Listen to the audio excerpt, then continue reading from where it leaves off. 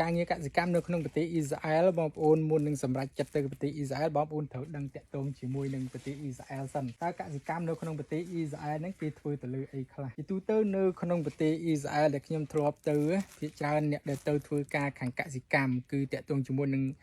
ចំនួនខ្ញុំទៅប្រទេសអ៊ីស្រាអែលហ្នឹងគឺទៅភាគច្រើនខាងកសិកម្មហ្នឹងហើយកសិកម្មមានអីខ្លះនៅក្នុងប្រទេសអ៊ីស្រាអែលកសិកម្មការងារមានដូចជាខាងចិញ្ចឹមគោទឹកដោះគោសាច់ចិញ្ចឹមមាន់សាច់ចិញ្ចឹមមាន់ពងដំណាំផ្កាកូនដំណាំគឺកូនបន្លែបងប្អូនហើយធ្វើការនៅក្នុងហៅស៊ឺតែហៅស៊ឺនៅក្នុងប្រទេសអ៊ីស្រាអែលហ្នឹងគឺគេអត់មានដាំនៅលើធ្នើទេភាគច្រើនគឺគេដាំនៅលើដីគេប្រើប្រាស់ប្រព័ន្ធស្រោចស្រពទឹកដែលគេល្បីកន្លងមកថាប្រទេសអ៊ីស្រាអែលខ្លាំងប្រព័ន្ធស្រោចស្រពទឹកហ្នឹង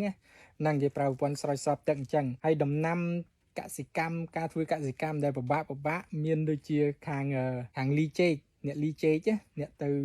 ហាត់ការគឺតាក់ទងជាមួយនឹងការលីចេកហើយនឹងដំណាំក្រូចការងារហ្នឹងគឺពិបាកបងប្អូន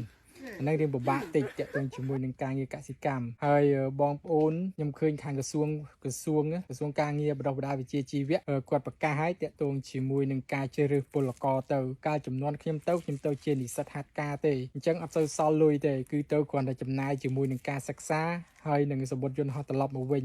សល់លុយតិចតួចទេប៉ុន្តែបើសិនជាយើងទៅជាលក្ខណៈពលករយើងទៅបានយូរ 3-4 ឆ្នាំអញ្ចឹងទៅវាអាចសល់លុយច្រើនជាងនិស្សិតហាត់ការអញ្ចឹងទៅហើយជាលក្ខណៈប្រជាជនអ៊ីស្រាអែលបងប្អូនត្រូវដឹងពេលទៅប្រទេសអ៊ីស្រាអែលជនជាតិអ៊ីស្រាអែលមិនខុសអីពីជនជាតិកូរ៉េប្រហែលទេគឺវាចូលចិត្តគណៈស្រែកលឺនិយាយលឺជនជាតិអ៊ីស្រាអែលគេនិយាយលក្ខណៈដូចតាហ៊ានបងប្អូនដែលឃើញតាហ៊ានណា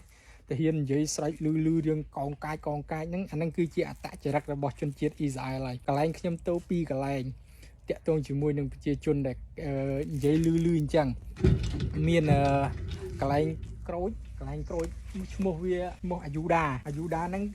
បងប្អូនអាចសួរបានអ្នកទៅអ៊ីស្រាអែលខាងដំណាំក្រូចស្គាល់អាយូដាហ្នឹងពេល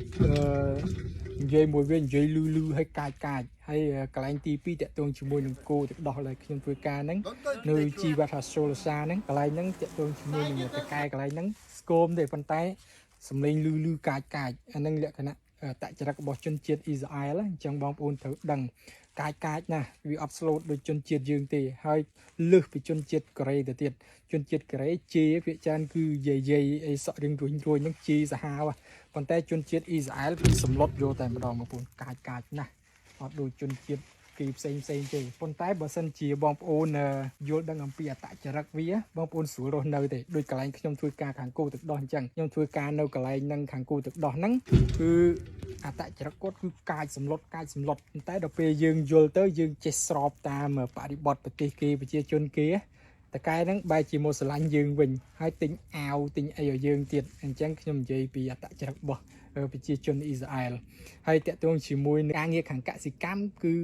ប្រាក់ខែគឺដូចជានៅក្នុងប្រទេសកូរ៉េអញ្ចឹងនៅក្នុងប្រទេសកូរ៉េប្រាក់ខែប្រហែលអ៊ីស្រាអែលក៏ស្តៀងគ្នាបងប្អូន1000ជាង2000អីចឹងហើយការខ្ញុំទៅហ្នឹងគឺតាក់ទងជាមួយនឹងកសិកម្មហើយខ្ញុំឃើញក្រសួងប្រកាសគឺតាក់ទងជាមួយនឹងកសិកម្មហើយនឹងសំណង់ខ្ញុំមិនដឹងថាធ្វើពីអីទេគឺអត់ទាន់ដែលដឹងទេសូម្បីអានិស្សិតហាត់ការក៏ដែលធ្វើតាក់ទងជាមួយនឹងសំណង់ហ្នឹងដែរ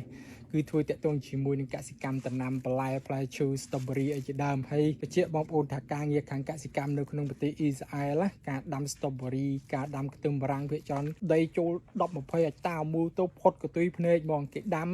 មកផុតកទុយភ្នែកតែម្ដងប៉ុន្តែគេប្រើភាគច្រើនគឺកម្លាំងម៉ាស៊ីនប្រមូលផលហើយបានយើងចាប់ដើមបែងចែកជាកត្រកជាអីអាហ្នឹងអាចប្រើប្រាស់កម្លាំងមនុស្សហើយចំពោះការរៀបប្រព័ន្ធទឹកអីជាដើមអីគឺគេប្រើម៉ាស៊ីនគេអត់សូវហត់ទេគេចំណាយតែពលករទៅធ្វើការហើយបងប្អូនពលករដែលទៅប្រទេសអ៊ីស្រាអែលភាគច្រើនគឺជនជាតិថៃហើយនិងហ្វីលីពីនច្រើនមកជនជាតិថៃអត់សូវមកប្រទេសកូរ៉េទេភាគច្រើនទៅអ៊ីស្រាអែលហ្នឹងហើយជនជាតិហ្វីលីពីនឯងដូចគ្នាហើយមានជាច្រើនប្រទេសទៀតដែលទៅធ្វើការនៅកន្លែងហ្នឹងប៉ុន្តែចំពោះចំនួនខ្ញុំទៅហាត់ការគឺជានិស្សិតហាត់ការគឺមានច្រើនមានវៀតណាមមានហ្វីលីពីនមានពី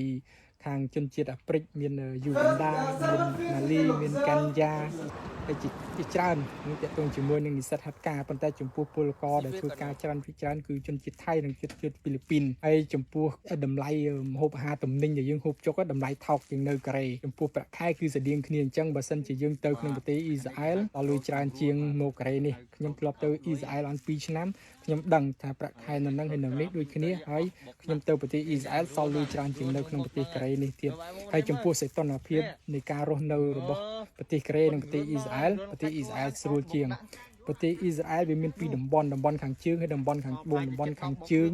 គឺតំបន់ Haifa មានព្រិលធ្លាក់ត្រជាក់ក្នុងមួយឆ្នាំហ្នឹងត្រជាក់ម្ដងដែលមានធ្លាក់ព្រិលប៉ុន្តែតំបន់ខាងត្បូងតំបន់ដែលខ្ញុំរស់នៅគឺអត់មានធ្លាក់ព្រិលទេសីតុណ្ហភាពទាបត្រឹម6 7អង្សាសេអីហ្នឹងគឺត្រជាក់ទាបអស់ប៉ុណ្ណឹងបងប្អូនហើយស្រួលរស់នៅជាងក្នុងប្រទេសកូរ៉េអញ្ចឹងការធ្វើកសិកម្មនៅក្នុងប្រទេសអ៊ីស្រាអែលគឺភាគច្រើនគេធ្វើដំណាំនៅទីវាលអត់សូវមានធ្វើនៅក្នុងហៅស៊ឺទេធ្វើនៅក្នុងហៅស៊ឺហ្នឹងដីវាទូអញ្ចឹងជនជាតិគេចូលចិត្តធ្វើកសិកម្មលក្ខណៈខ្នាតធំដី10ហិកតា20ហិកតានោះគឺជាការមើលទៅផុតកន្ទុយភ្នែកហើយដីអត់សូវមានភ្នំដូចជាក្នុងប្រទេសកូរ៉េទេក្នុងប្រទេសកូរ៉េគឺភ្នំច្រើនអញ្ចឹងដីធ្វើកសិកម្មគេទូ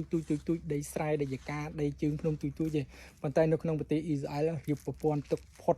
ដី20ហិកតាអីនោះមួយរូបផុតកន្ទុយភ្នែកដឹងនៅឯណាទេចំពោះចំការពូតចំការដំឡូងអីជាដើមហើយស្ទ្រូប៊ឺរីអីជាដើមបើស្ទ្រូប៊ឺរីគេដាំនៅលើចំការនោះផុតកន្ទុយភ្នែកទាំងអស់គេគ្របទូចបងប្អូនអាច